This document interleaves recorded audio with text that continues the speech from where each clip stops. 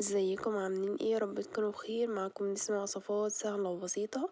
هنعمل بقى النهاردة فطاير الطاسة، تحفة وسهلة كده، وفي 10 دقايق تعمليها بقى. تنفع لفطار، تنفع لعشا بسيط، تنفع لسحور في رمضان، كل سنة وانتم طيبين.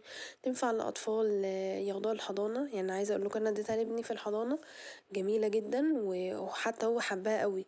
والحشوة بتبقى مقفولة، يعني بتنفع جدا للأطفال كمان، جميلة. ولا طعمها بقى كمان روعة. بصوا، واي حشو بقى عندك هتمشيه، اي حشو ممكن تتخيليه. يلا بقى هنقول بقى معانا المقادير. هنحط بقى هنا كده 4 كوبايات من الدقيق. انا يعني مش المرة دي، يعني مش مورياكم المقادير كلها مع بعض، بس انتوا عدوا بقى معايا. هنا كده حطيت انا كده كوبايتين، وهحط بقى التالتة، وهحط الرابعة كمان. انا حطيت 4 كوبايات من الدقيق. وهنحط بقى معلقة كبيرة من الملح، رشة فلفل أسمر، وحطيت كمان زعتر. الزعتر ده ريحة حلوة، بتاع حوالي ربع معلقة كده يعني، هيديها ريحة حلوة، ريحة حلوة وطعم حلو قوي. قلبتهم بقى كده بالمضرب، ومعانا بقى هنا كده بيضاية. وهنحط بقى معلقتين من الزيت كبار، معلقتين كبار من الزيت. ومعانا بقى هنعد بقى ايه 4 كوبايات من المية، بس احنا هنحط 3 كوبايات الأول. عشان خاطر زي ما قلت لكم كذا مرة، كل نوع دي بيفرق، يعني كل دي غير التاني. هنبدأ بقى حطينا 3 كوبايات، وهنبدأ بس دوبنا بقى كده. معانا بقى الكوباية اللي هي الرابعة، هحط منها نص كوباية، وهقلب وهشوف. السمك يا جماعة بتاع العجينة ده عامل زي بتاع الكريب كده، يعني مش بيبقى تقيل زي الكيكة، أخف من الكيكة. كل ما هيطلع معاكي خفيف ومظبوط، كل ما هيطلع معاكي العجينة تحفة وطرية، وتعرفي تشكليها وحلوة قوي. بصوا كده، انا هحط النص كوبايه تاني. انا مش عايزه السمك كده، انا حطيت تاني نص كوبايه، لان السمك كده هيخلي العجينه وانتي بتحطيها في الطاسه هتبقى معاكي تخينه ومش حلوه، ومش هتتفرد معاكي حلو. فانا حطيت النص كوبايه اللي انا شيلته حطيته، بس زي ما قلت لك انتي حطي 3 كوبايات ونص، وجربي، لان كل دي غير التاني. هنجيب بقى الطاسه نحطها على النار، وعلى النار هاديه خالص، ونبدا نمسحها بمسحه زيت كده بالفرشه. مسحه زيت بس بسيطه، من كل واحده وواحده مسحه زيت بسيطه. الطاسة دي ما بتلزقش، بس برضه كملي مسحة زيت. ومعانا بقى هنا كده الطاسة دي، انا حطيت اول كبشة، المفروض ان هي ما تحطش كبيرة قوي كده، لان هيبقى معاكي مكلكع. حطي بقى حطي مغرفة يعني، او حطي كبشة، وابدأي بقى امسكي اليد بتاع الطاسة كده، وابدأي حركي العجينة زي الكرب بالظبط. ابدأي حركي العجينة، بس زي ما قلت لكم الطاسة دي لو هي اوسع شوية المفروض تحطي الكبشة على بعضيها. طب بالحجم ده لا، سيبي شوية من، يعني متحطيش الكبشة مليانة. بصي طلعت العجينة معايا تخينة ازاي، عشان ما كنتش عايزة الكبشة كلها. انا هوريكم برضك اللي انا قصدي عليه، يعني الكبشة ما تبقاش مليانة وانتي بتحطيها. بص بقى، انا كده شلت بصراحة اللي انا عملتها دي، اللي كانت مليانة، وعملت واحدة غيرها. بص بقى طرية وجميلة ازاي. الاول حطي طبق او حطي كيس، وابداي الحاجة اللي انتي يعني الفطيرة اللي انتي طلعتيها، ابداي حطيها عليها، وغطيهم برضك بكيس. بص بقى كده، او زي ما قلت لكم بحط الكبشة ناقصة منها شوية، هي دي كده على قد الطاسة بتاعتي.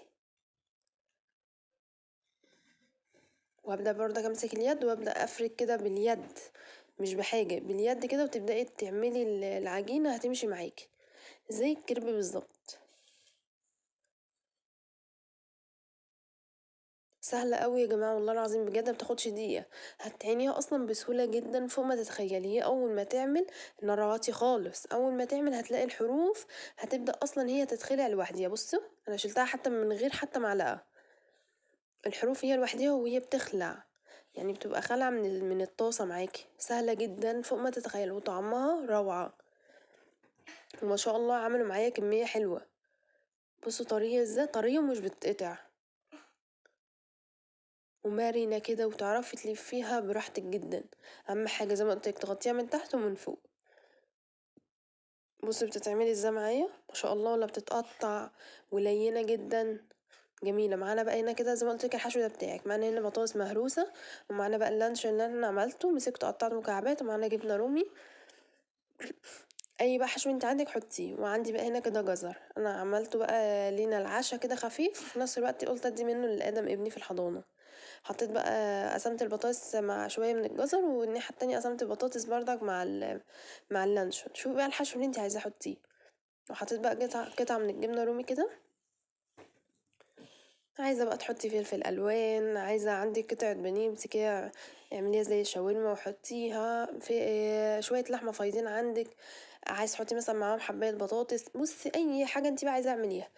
في رمضان بقى سحور حطي بقى جبنة، حطي اعملي بطاطس حطي عليها جبنة معاها، يعني بطاطس مهروسة وحطي لها قطعة جبنة كده هتبقى جميلة جدا وهتبقى خفيفة وحلوة. بصي بتتلف بسهولة ازاي، بتتني من هنا ومن هنا وبعد كده تبدأي تطبقي اللف ده براحتك خالص. عايز تعملي اي شكل اعمليه، عايز تعملي شكل الكريب اعمليه، بس هو ده بيبقى حلو مع الاطفال، بيبقى مقفول الحاجة عليه يعني مش بيبقى بصراحة سهل مع الاطفال في الاكل يعني، وللكبير والله. وفعلا طعمها بجد لازم تجربوها حلوة قوي. بصوا بالشكل ده هي بتقفل سهلة جدا. معنا بقى هنا كده الطاسة، وهنحط بقى شوية زيت، وعلى القفلة اللي انتي قافلاها هتبدأي تحطيه عليها من تحت. بص بقى كده هي بتاخدش بالظبط ثواني في عمايلها وفي تحميرها. بصوا جميلة ازاي وطرية، وطعمها والله العظيم يا جماعة رائع حلو قوي. بصوا لونها جميل ازاي ما شاء الله. يلا بقى اعملوا لايك ومتابعة القناة وفعلوا الجرس واعملوا شير للفيديو عشان يوصلكوا كل جديد. بصوا طرية وجوسي فظيعة فظيعة. انا عايزه اقول لكم والله العظيم بجد جوزي هيتجنن عليها هو وادم، حلوه فعلا قوي قوي، تحفه جدا.